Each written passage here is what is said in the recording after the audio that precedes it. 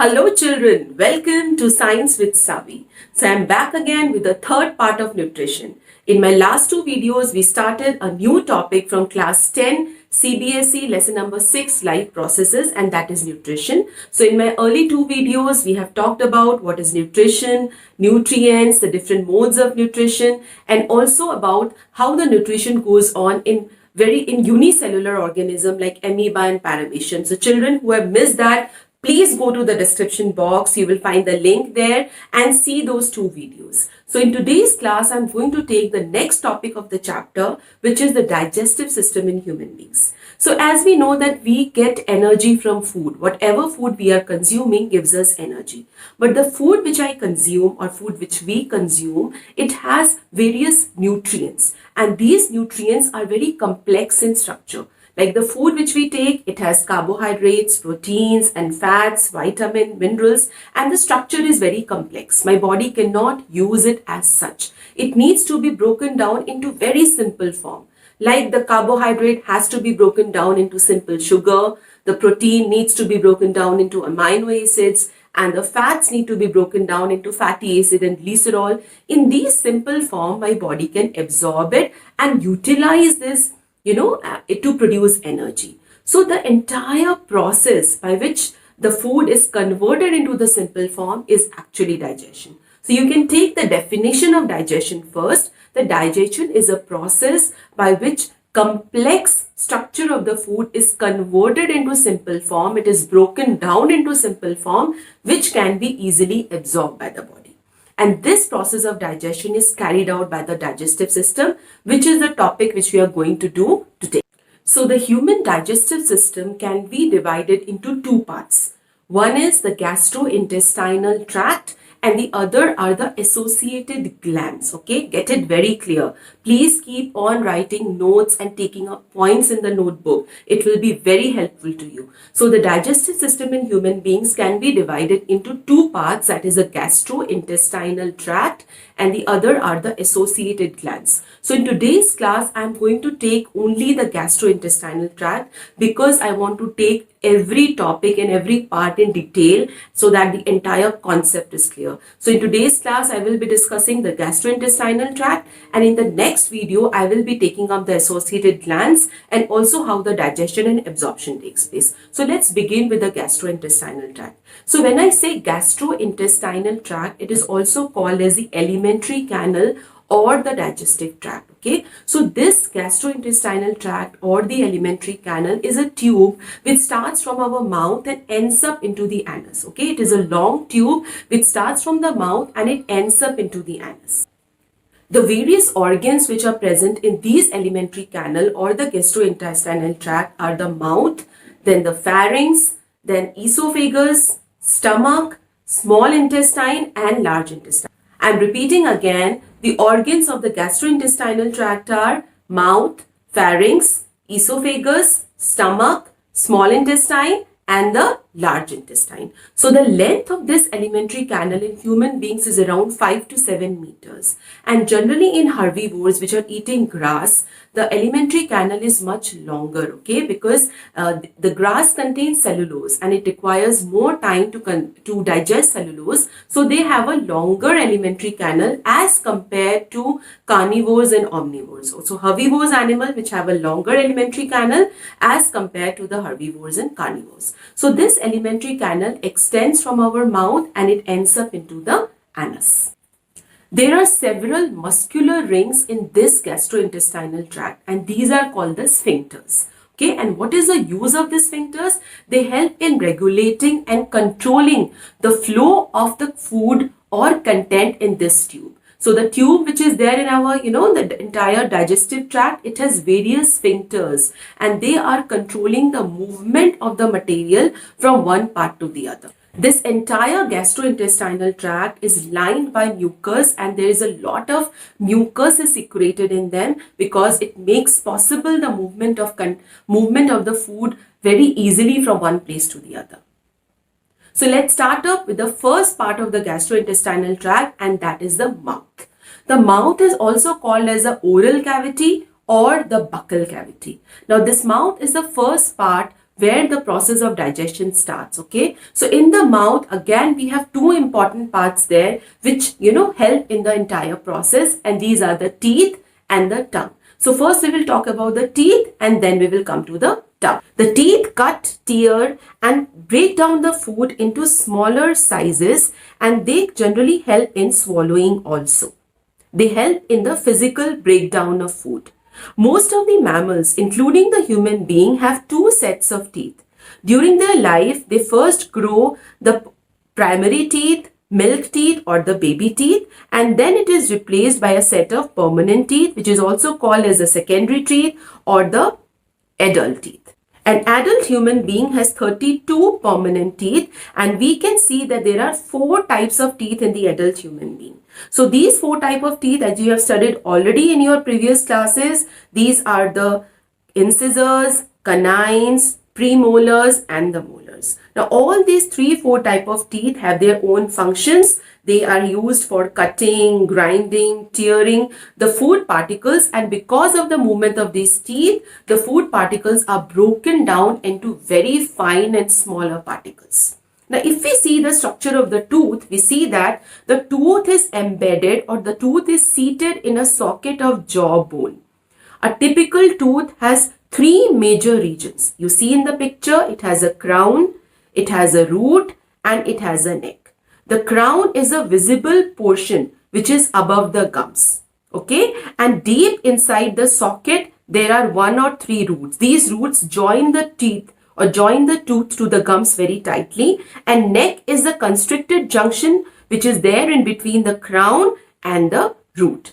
The dentine forms the major part of the tooth. It is a very hard substance and it is much harder than the bone also.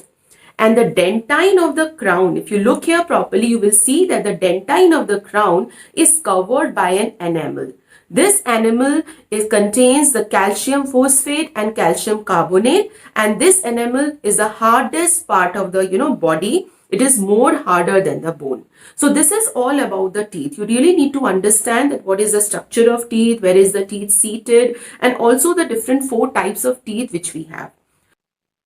So the next part of the mouth or the buccal cavity or the oral cavity is the tongue. So tongue is a muscular tongue which we find in our mouth, and the tongue has various glands, and these glands secrete a watery substance which is saliva. Your tongue is always wet. It is because of the secretion of saliva, which is a water-like substance, and that saliva is secreted by the glands which are present in the tongue, which I will be taking up when we will be discussing the glands in the next part of the our digestive part. Okay, so what now we will see that because of the movement of the tongue plays a very important role in mixing the food with the saliva, and it also helps in gliding the food inside from the mouth into the esophagus. So this is a very important part which the tongue plays, and the tongue also has the taste buds. It is also very important. Why we have the taste of the food, like the food is sour or the food is very spicy or the food is sweet. It is because of the taste buds which are present in the tongue.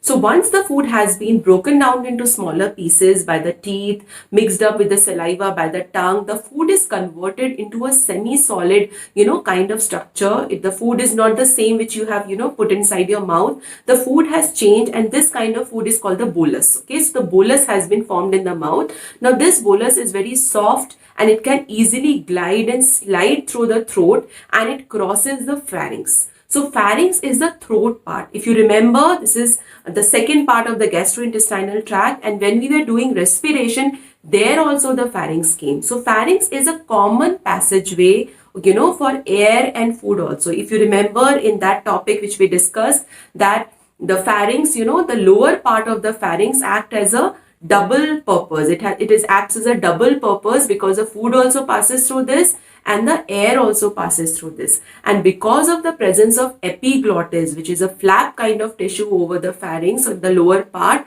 because of the presence of the epiglottis, the food is avoided so that the food does not go into the windpipe. So from the pharynx, the food directly passes into the third organ of the gastrointestinal tract, and that is the esophagus, which is also called as the food pipe. So now we will see all about esophagus.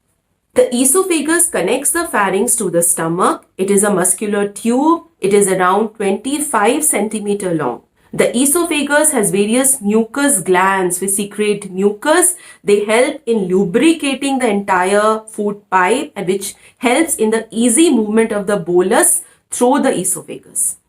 The esophagus or the food pipe plays no role in chemical digestion of food. That is, no digestion is taking place in the food pipe. The main purpose is just to take the bolus, food bolus, which has been formed in the mouth by the action of teeth and tongue, from the mouth to the stomach. So that is the only purpose of the food pipe, is to take the bolus from the mouth to the stomach.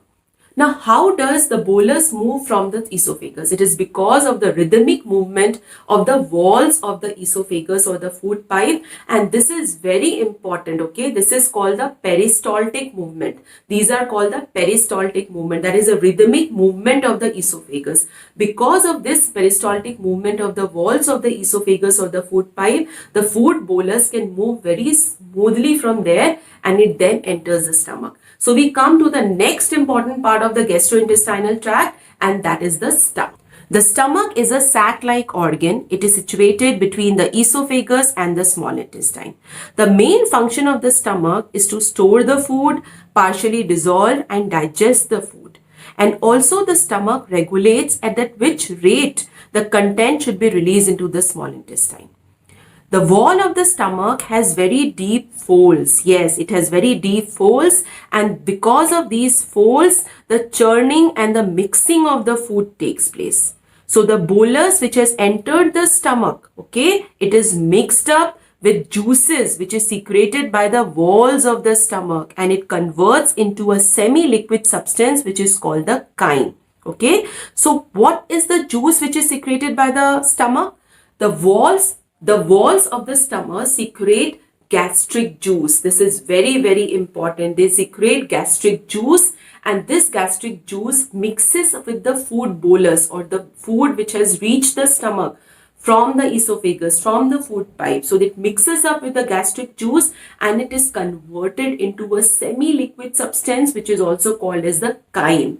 Now, what are the things present in the gastric juice? What is the role does it play? This everything I will talk to you in the next part. Okay, so here we are only doing the structure of the digestive system. So what you need to understand, that stomach is a bag-like organ. Okay, the wall of the stomach has deep folds, and in these walls there are various glands. So when the food reaches the stomach, these glands secrete the gastric juices which mixes up with the food, and a major part of digestion takes place in the stomach. The stomach can be divided into 5 parts. Okay, so these 5 parts of the stomach are there. Not much detail is required right now, but what is important here is that the part of the stomach, the first part of the stomach where the esophagus opens up, there is a sphincter. If you remember, when I started gastrointestinal tract, I talked about that there are some muscular rings in the tract. These are called the sphincters. So the first sphincter we find here is here between the esophagus and the part where it enters the stomach. So this sphincter is called the cardiac sphincter. What is the role of cardiac sphincter? It controls, okay, it acts like a valve and it regulates and controls the entry of the food from the esophagus into the stomach. Okay, so this is the first sphincter in the stomach, which is called the cardiac sphincter. Now there is another sphincter which is present at the end of the stomach where the stomach enters into the small intestine. You will see in the picture very clearly that the end of the stomach, when it enters the small intestine, there is a sphincter which is called the pyloric sphincter. So these two sphincters play a very important role in controlling and regulating, okay, in controlling and regulating the flow of content from the stomach to the small intestine. So the stomach now opens up into the small intestine. The small intestine is a place where the major digestion and absorption takes place. Okay, once the food crosses the small intestine, no more digestion will take place. So this is the only place where the most of the digestion and the absorption of the food will take place in the smaller intestine. So the small intestine, the length of the small intestine is 6 meters as compared to the large intestine, which is only 1.5 meters. But still we call it as small intestine. Why? Because of the smaller diameter. The smaller intestine has a lesser diameter. Okay, it has a small diameter as compared to the large intestine.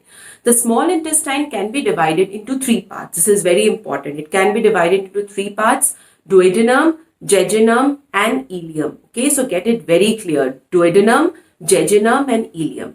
Now, duodenum is the first part of the small intestine, and why it is so important? Because there are two more organs, which are liver and pancreas. Okay, these are the associated glands, which I will be taking up in the next part. So, the liver and the pancreas, they also pour their juices, okay, which help in digestion.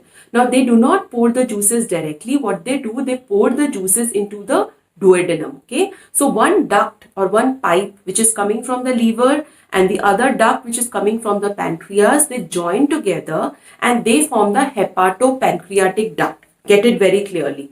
Whenever a term hepato comes, it means it is related with the liver. Okay, so the duct from the liver and the duct from the pancreas join together to form the hepatopancreatic duct. And where does it open? It opens into the duodenum. So through this duct, they will pour down the entire juices of liver. That is, the liver secretes bile, the pancreas secretes the pancreatic juices. So they will enter into the duodenum. Okay, and then the duodenum leads jejunum and then will lead into the ileum. Okay, so this ileum, then finally the last part of the small intestine, it finally opens up into the large intestine.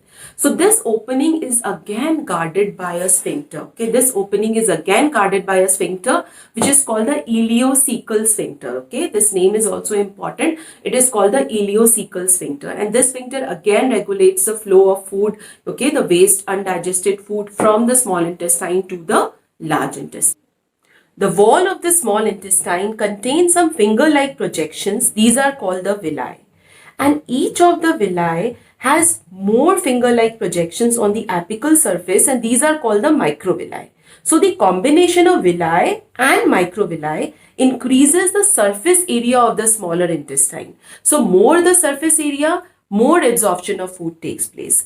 And the walls of the small intestine is also lined by various absorptive cells. Okay, there are various cells which secrete some juices. So these juices which are secreted by the villi, microvilli, and the cells which are there on the wall of the smaller intestine, they together form the intestinal juice. This intestinal juice is also called as succus entericus. Okay, not much detail is needed right now, but you just need to know that these villi, microvilli, and the cells, okay, which are present on the wall of the small intestine, they together secrete the intestinal juice, which is also called the succus entericus. And the intestinal juice contain variety of enzymes like proteases, amylases, nucleases, lipases, and these enzymes also act, they help a lot in digestion of food. So the smaller intestine is a major place for the absorption of food, and also the digestion takes place. Once the food has crossed the small intestine, no digestion will take place.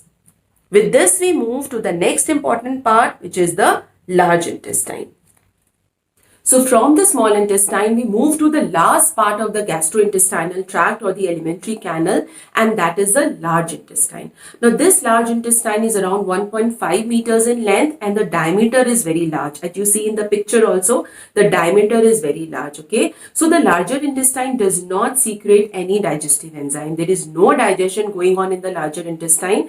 The main purpose is that it absorbs some salt, some vitamins also over here, and the major purpose is to store the undigested food and gradually release this undigested food out of the body. Now we can divide this large intestine also into three parts. There are three parts of the large intestine. The large intestine has three parts: cecum, colon, and rectum. Okay, now there is a blind end at the large intestine, and that is the cecum. And what you will find here, that there inside at the top of the cecum, there is a small projection which is called the vermiform appendix. You will see here it is called the vermiform appendix. It plays an important role in fighting infections. But sometimes because of inflammation, there is, the appendix becomes a problem, and that condition is called appendicitis. In that case, the appendix is removed, by surgery. The appendix is removed from the human body.